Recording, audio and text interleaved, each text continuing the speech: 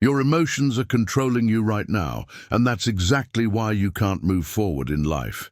The ancient Stoics figured this out 2,000 years ago, and what they discovered will change everything. Here's something nobody wants to admit. Most of the problems in your life aren't caused by bad luck or other people. They're caused by your emotional reactions to things. You get angry and say something you regret. You get anxious and avoid taking action. You get sad and can't get out of bed. Your emotions are running the show, and you're just along for the ride. The Stoics understood something crucial about human nature that most people today completely ignore. They knew that emotions, when left unchecked, destroy everything you're trying to build. Real quick, if you've ever made a bad decision because you were too emotional, or if you feel like your feelings control you more than you control them, drop a comment and hit that like button. Subscribe if you want more of this kind of honest content. Let's get real about what being too emotional actually does to your life. When you're ruled by emotions, you become unpredictable. You wake up feeling great, and you're productive, motivated, ready to conquer the world. But then something small happens. Someone cuts you off in traffic, your boss makes a comment, you see something on social media that bothers you, and suddenly your entire day is ruined. All that motivation vanishes. All that productivity disappears. You're now in a bad mood, and everything suffers because of it. This is what the Stoics called being a slave to your passions. Marcus Aurelius wrote in his personal notes that the happiness of your life depends on the quality of your thoughts, not your circumstances, not what happens to you, your thoughts. But when you're too emotional, you can't control your thoughts. Your emotions hijack your mind and force you to think in ways that make everything worse. Think about the last time you got really angry. Maybe someone disrespected you. Maybe someone broke a promise. In that moment, anger flooded your system and you couldn't think straight. You wanted revenge. You wanted to lash out. You wanted to make them feel what you felt. And maybe you did. Maybe you sent that angry text. Maybe you said those harsh words. And what happened after? Did it make things better, or did it create a bigger mess that you now have to clean up? This is the first way being too emotional ruins your life.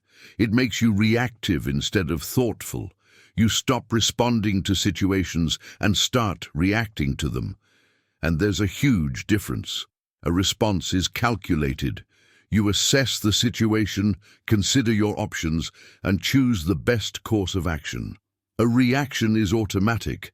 Something triggers you, and you just explode without thinking about consequences. Epictetus taught his students that between stimulus and response, there's a space. In that space lies your power to choose. But emotional people skip right over that space. They go straight from trigger to reaction, and they wonder why their life keeps falling apart. Let me give you another example. Anxiety. You want to start a business, ask someone out, apply for a better job, whatever it is. But the moment you think about doing it, anxiety kicks in. Your heart races. Your mind fills with worst-case scenarios. What if you fail? What if people laugh at you? What if you're not good enough? And because you're too emotional, you listen to that anxiety. You let it make the decision for you. You don't take action. You stay safe. You stay comfortable. And years pass by while you watch other people, who aren't necessarily smarter or more talented than you, achieve the things you wanted because they didn't let their emotions control them. The Stoics would say you're letting fear rob you of your potential. Seneca wrote that we suffer more in imagination than in reality. Most of the things you're anxious about will never happen, and even if they do, they're rarely as bad as you imagined. But you'll never know because your emotions convinced you not to try. Here's what else happens when you're too emotional. Your relationships suffer. Have you noticed that emotional people have drama everywhere they go? Their friendships are unstable. Their romantic relationships are chaotic. They're always fighting with someone, always upset about something, always dealing with some crisis. And they'll tell you it's because other people are the problem. Everyone else is toxic. Everyone else is difficult. But the common denominator in all their problems is them. When you're too emotional, You take everything personally. Someone doesn't text back fast enough and you assume they hate you. Someone disagrees with your opinion and you think they're attacking you. Someone has a bad day and you make it about yourself. This is exhausting for everyone around you. People start walking on eggshells because they never know what's going to set you off. And eventually they just leave, not because they don't care about you, but because being around you is too draining. Marcus Aurelius dealt with difficult people every single day as emperor of Rome. And you know what he did? He reminded himself that he couldn't control their behavior, only his reaction to it. He didn't take things personally because he understood that other people's actions say more about them than about him. But emotional people can't separate themselves from other people's behavior. Everything feels like a direct attack on their worth as a person. Now let's talk about decision-making. When you're too emotional, you make terrible decisions. You buy things you can't afford because you felt sad and wanted to feel better. You quit jobs in anger without having another one lined up. You end relationships during fights that could have been resolved with a calm conversation. You say yes to things you should say no to because you felt guilty in the moment. You make permanent decisions based on temporary emotions, and then you have to live with the consequences long after those emotions have passed. The Stoics were obsessed with rational decision-making. They believed that logic and reason should guide your choices, not feelings. This doesn't mean ignoring your emotions completely. It means not letting them be the only factor in important decisions. Feel the emotion, acknowledge it, but don't let it control what you do next. Here's something darker. Being too emotional keeps you stuck in victimhood. When something bad happens, emotional people spiral. They catastrophize. They act like this one setback means everything is ruined forever. They sit in their feelings for days, weeks, sometimes months. They need everyone to know how much they're suffering. They post about it online. They talk about it constantly. They make their entire identity about whatever happened to them. But here's what the Stoics knew. Bad things happen to everyone. Pain is universal. Suffering is optional. Suffering is what happens when you dwell on the pain, when you let it define you, when you refuse to move forward because you're too busy feeling sorry for yourself. Marcus Aurelius lost multiple children. Seneca was exiled. Epictetus was born a slave.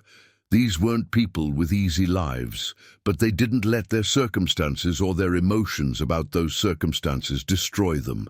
They chose how to respond. Emotional people give away that power. They let their feelings decide whether they have a good day or bad day. They let other people's opinions determine their self-worth. They let past hurts keep them from future opportunities.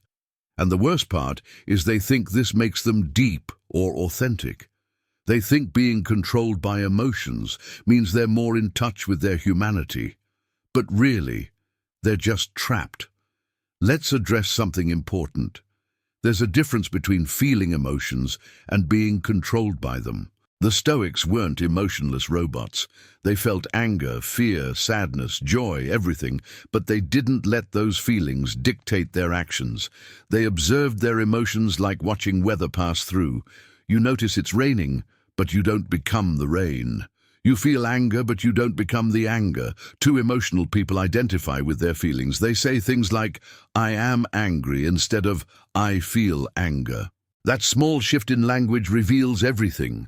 When you are your emotions, you have no separation from them. When you feel emotions, you recognize them as temporary states that will pass. One gives your emotions complete control over you. The other gives you control over how you respond to them. Here's what happens in your career when you're too emotional. You become unreliable. Employers and clients need people who can perform regardless of how they're feeling. If you only do good work when you're in a good mood, you're not a professional, you're a hobbyist. The Stoics understood that discipline means doing what needs to be done whether you feel like it or not. Your feelings are irrelevant to your responsibilities, but emotional people can't separate their internal state from their external performance. They had a fight with their partner, so now they can't focus at work. They're feeling anxious, so they procrastinate on important projects. They're not feeling motivated, so they don't show up. And they wonder why they're not advancing, why they're not successful, why opportunities keep passing them by. It's because nobody wants to depend on someone whose performance is based on their mood.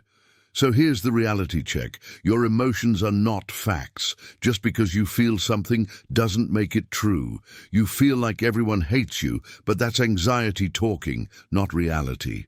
You feel like you'll never succeed, but that's fear talking, not truth.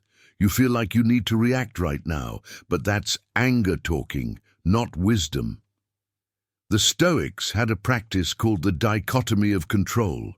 They divided everything in life into two categories, things you can control and things you can't. You can't control what happens to you. You can't control how other people behave. You can't control the past or guarantee the future. But you can absolutely control your thoughts, your choices, and your responses. When you're too emotional, you spend all your energy on things you can't control and ignore the one thing you can, which is yourself. This is why being too emotional ruins your life. It puts you in a constant state of reaction to external circumstances. You're never at peace because your peace depends on everything going right. And life doesn't work that way. Things will go wrong. People will disappoint you. Plans will fall apart. If your well-being is tied to your emotional reactions to these inevitable events, you'll be miserable. Look, developing emotional control isn't about becoming cold or detached. It's about becoming free. Free from the roller coaster of reactions that keep you stuck. Free from letting temporary feelings make permanent decisions. Free from giving your power away to every situation that triggers you. The Stoics called this equanimity, a state of mental calmness and composure regardless of what's happening around you. You build this through practice. Every time you feel a strong emotion, pause before acting on it. Ask yourself if this feeling is helping or hurting you. Ask yourself what the rational response would be.